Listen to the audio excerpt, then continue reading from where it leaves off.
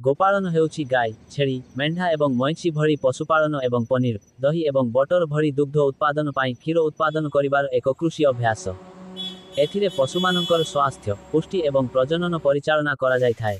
ଆଧୁନିକ ଫାର୍ମଗୁଡ଼ିକ ପ୍ରାୟତଃ ଦକ୍ଷତା ଏବଂ ଉଚ୍ଚ ଗୁଣବତ୍ତା ଉତ୍ପାଦନ ସୁନିଶ୍ଚିତ କରିବା ପାଇଁ କ୍ଷୀର ସଂଗ୍ରହ ଏବଂ ଯତ୍ନ ପାଇଁ ସ୍ୱୟଂଚାଳିତ ପ୍ରଣାଳୀ ବ୍ୟବହାର କରନ୍ତି। ଗୋପାଳନ ପଶୁ ଯତ୍ନ ଠାରୁ ପ୍ରକ୍ରିୟାକରଣ ପର୍ଯ୍ୟନ୍ତ ବିଭିନ୍ନ କାର୍ଯ୍ୟକଳାପକୁ ଅନ୍ତର୍ଭୁକ୍ତ କରେ, ଏବଂ ଏହା ଛୋଟ ପରିବାର କାର୍ଯ୍ୟରୁ ବଡ଼ ବାଣିଜ୍ୟିକ ଉଦ୍ୟୋଗ ପର୍ଯ୍ୟନ୍ତ ଭିନ୍ନ ହୋଇପାରେ।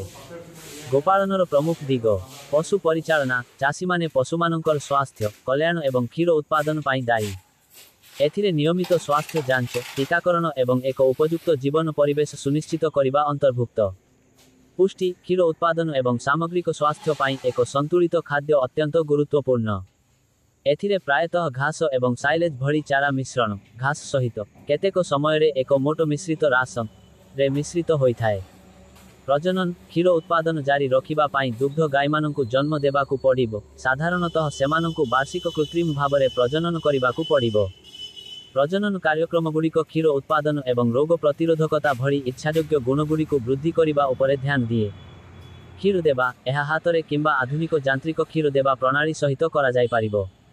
ଆଧୁନିକ ଫାର୍ମଗୁଡ଼ିକ ଦକ୍ଷ, ସ୍ୱଚ୍ଛ କ୍ଷୀର ନିଷ୍କାସନ ନିଶ୍ଚିତ କରିବା ଏବଂ ଗାଈମାନଙ୍କ ଉପରେ ଚାପ କମ କରିବା ପାଇଁ ପ୍ରଯୁକ୍ତିବିଦ୍ୟା ବ୍ୟବହାର କରନ୍ତି।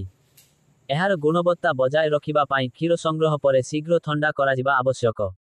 ପ୍ରକ୍ରିୟାକରଣ। କ୍ଷୀର ଏକ ନଷ୍ଟଶୀଳ ଦ୍ରବ୍ୟ ଯାହାକୁ ଫାର୍ମରେ କିମ୍ବା ଏକ ପୃଥକ ଡାଏରୀ ପ୍ଲାଣ୍ଟରେ ପନିର, ବଟର ଏବଂ ଦହି ଭଳି ବିଭିନ୍ନ ଉତ୍ପାଦରେ ପ୍ରକ୍ରିୟାକରଣ କରାଯାଏ।